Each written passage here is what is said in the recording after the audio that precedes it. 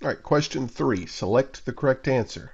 Karishma deposits $350 in a savings account with an interest 5% compounded twice per year. She knows that she should use the compound interest formula for this situation, where P sub 0 is the initial deposit, R is the interest rate, N is the number of times the interest is compounded per year, and T is the number of years.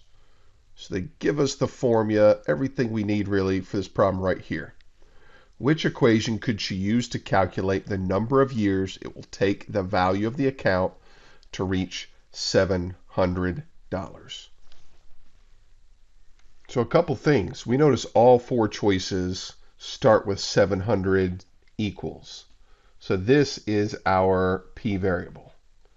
Sometimes they'll use the variable a when they write this formula. It just stands for the final amount in most cases.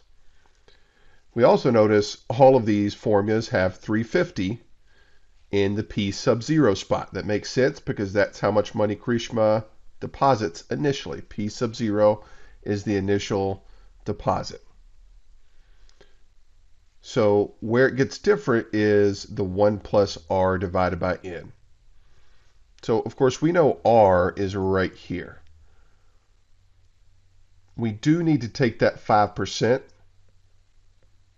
and divide it by 100 first.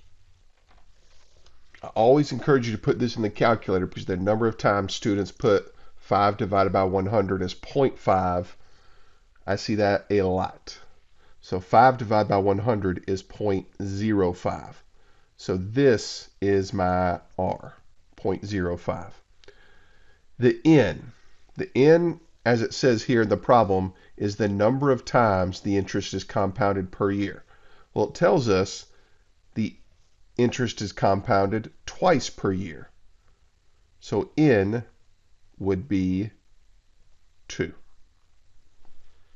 And then finally, t represents the years. Well, they don't really tell us what t is, and that checks out because t is in each of these four answers. So I'm going to just redo the 1 plus r divided by n raised to the n times t power part of this problem. So it's going to be 1 plus r divided by n. Let's go ahead and write it out, and then I'll use the calculator. 0.05 divided by 2 raised to the n times t power. We already said n was 2 times t. Look at the four choices. We know it's not D, it's not A, because these are the only two that have an exponent of 2t. So we're going to use the calculator to finish the rest of this. There's a handy button in the graphing calculator. Again, this graphing calculator can be found free online.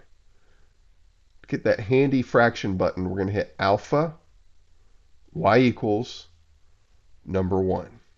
This is one of the handiest buttons in this graphing calculator. 0.05 divided by 2. We end up getting 1.025. So that is answer choice